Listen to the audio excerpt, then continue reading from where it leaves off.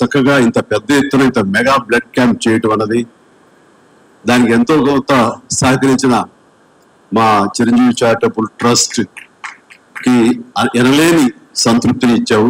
తద్వారా నాకు ఎంతో సంతోషాన్ని మిగిల్చావు అవినాష్. So wonderful. అండ్ ఈ రోజున ఈ కార్యక్రమానికి ఇచ్చేయడమే కాకుండా బ్లడ్ డొనేట్ చేసిన బిడ్డలాంటి తేజకి నా హృదయపూర్వక ధన్యవాదాలు తెలియజేస్తున్నాను. And excellent. నేను అడిగింది ఫస్ట్ టైం అని కాదు, ముందు నుంచి ఇచ్చాను. సో బతికిపోయావు. లేదంటే కనుక ఇన్స్పిరేషన్ కానీ బయట మాట్లాడుతుంటాము, ఈ బ్లడ్ డొనేషన్ దాంట్లో తీసుకోలేము అనుకోను. Wonderful. Please keep rocking. And ఇక్కడ నేను ఇచ్చేసినటువంటి సంయుక్త గారికి, అలాగే Chiranjeevi charitable trust chief medical officer doctor Madhavi, నా చెల్లి తనకి, అండ్ ఈ కార్యక్రమం ఇంత బాగా నిర్వర్తించడానికి మరో పరోక్షంగా ప్రతి పురుషుడు కనుక ఒక స్త్రీ ఉండాలి, దానికి మిసెస్ సురేష్ గారికి, మరి ఇతర సిబ్బందికి నా హృదయపూర్వక ధన్యవాదాలు తెలియజేస్తూ, మరీ ముఖ్యంగా ఈ రోజు నేను మెన్షన్ చేయాల్సింది, ఇక్కడ ఈ కార్యక్రమానికి ఇచ్చేసి దాదాపుగా 1000 మంది సాయంత్రం లోపల బ్లడ్ డొనేట్ చేస్తుంటే రక్తదాతలకి నేను మరీ మరీ మరీ శిరస్సు ఉంచి నమస్కరిస్తున్నాను. వాళ్ళు ఈ రోజున బ్లడ్ ఇవ్వటం అన్నది కేవలం వాళ్ళకి ఎల్లేని సంతృప్తి వస్తుంది, కానీ ఆ బ్లడ్ మూలంగా ఒక ప్రాణం కాపాడబడుతుంది. ఇది నేను ఎప్పటి నుంచో ఎన్నో ఏళ్ల బట్టిగా నేను అనుభవిస్తున్నటువంటి గొప్ప ఫీలింగ్ ఇది నాకు. అంటే చాలాసార్లు చెప్పాను, కానీ ఎప్పుడెప్పుడు కొత్త జనరేషన్, కొత్త యువకులు వస్తున్నారు కాబట్టి నేను మళ్ళీ మళ్ళీ చెప్పాల్సినటువంటి ఆవశ్యకత ఎంతైనా ఉంది. ఎందుకంటే ఇది చాలా మందికి స్ఫూర్తినిచ్చే ఒక అంశం.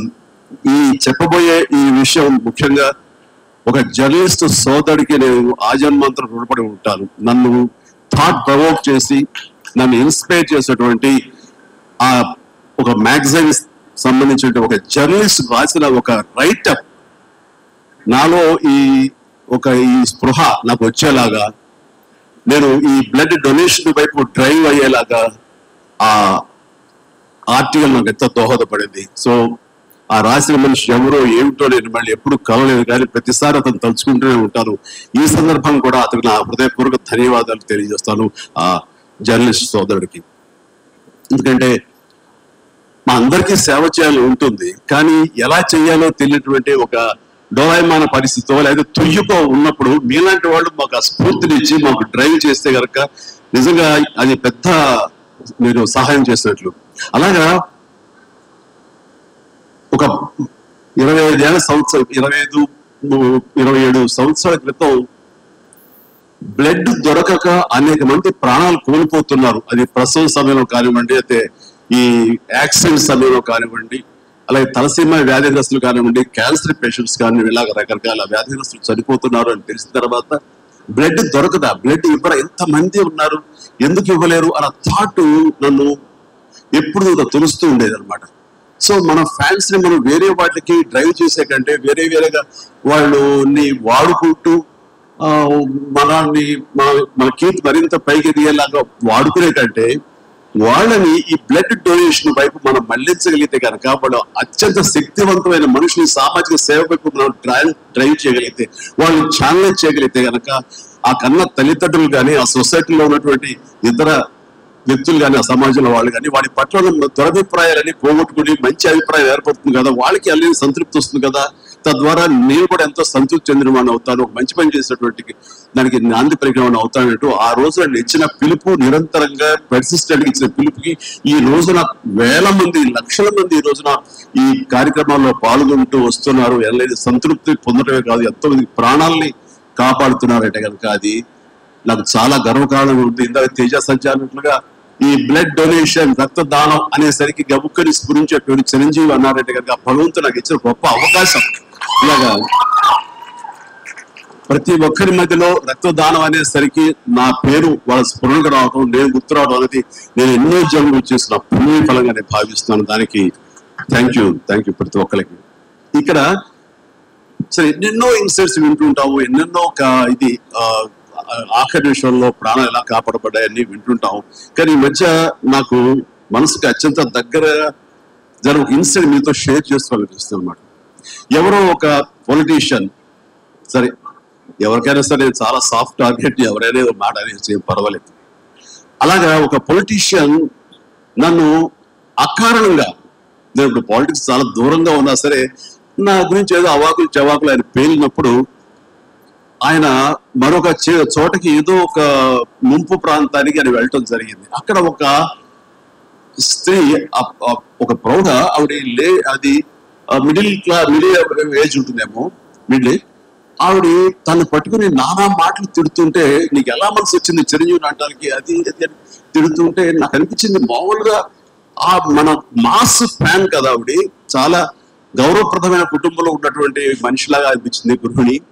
ఆవిడ ఎందుకు అంత ఇదిగా మాట్లాడుతుంది, ఆవిడ చూస్తే మామూలుగా సినిమా ఫ్యాన్ లాగానో చిరంజీవికి వీరాభిమానంగానో కాదు, ఇంకేదో ఉందంటూ నాకు అనిపించి ఆవిడ గురించి తెలుసుకోవాలని మన జర్నలిస్ట్ సోదరు పంపించి తెలుసుకోవాలంటే వాళ్ళు చేసినటువంటి ఇంటర్వ్యూలో విజువల్స్ నాకు చూపించారు. ఏంటమ్మా అంత ఇదిగా, ఆయనకి వీరాభిమానం అంటే అభిమానం సినిమాభిమానం కాదయ్యా, ఆయన వ్యక్తిత్వానికి అభిమానం అంటే చెప్పినప్పుడు నా మనసు టచ్ అయింది.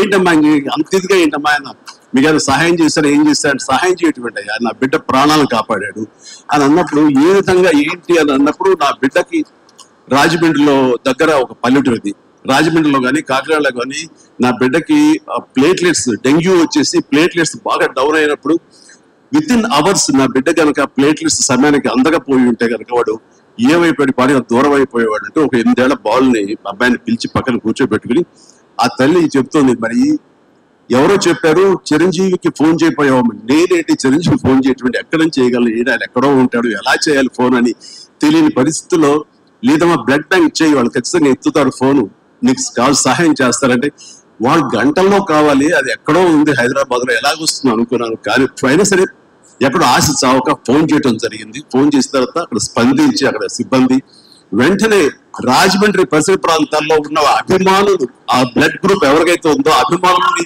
వెంటనే పంపించేయడం ఏంటి, అవర్స్ లో వాళ్ళు హాస్పిటల్కి, నియరెస్ట్ హాస్పిటల్కి వెళ్ళి బ్లడ్ ఇవ్వటం పెట్టి దానిలో వచ్చి ప్లేట్లెట్స్ వేరు చేయటువంటి, ఆ బిడ్డకి ఎక్కించడం పెట్టి తెల్లారిసరికి ఆ బిడ్డ మళ్ళీ తిరిగి ఎంతో ప్రాణాలతో బతికాడు. ఇది ఈడర్ అయ్యేవాడు. ఆయన వెనక సమయానికి చేయకపోయి ఉంటే నా బిడ్డ ఏమైపోయాడు. అలాంటి మనుషుల ఈ తుచ్చులు నీచులు తెచ్చి నేను మాట్లాడారు.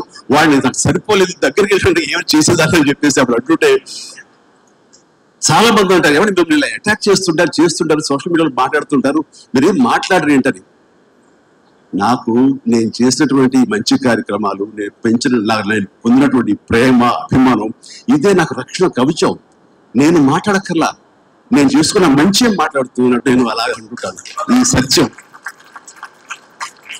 సో ఆ తర్వాత మళ్ళీ ఆ సదరు రాజకీయ నాయకుడు మళ్ళీ ఎక్కడ మాట్లాడే నాకైతే వినపడలేదు. అంటే వాళ్ళకు కూడా మనసు ఉంటుంది కదా, వాళ్ళకు ఒక అంతరాత్మ ఉంటుంది కదా, వాళ్ళకి తెలుసు. ఇంటికి వెళ్ళేసరికి ఆయన అంతరాత్మ చెప్పబోయి ఇంట్లో వైఫ్ అని చెప్పుద్ది, ఏంటి చెప్పుదు అని. సో ఇలా ఉంటుంది అన్నట్టు వాళ్ళ ఇది.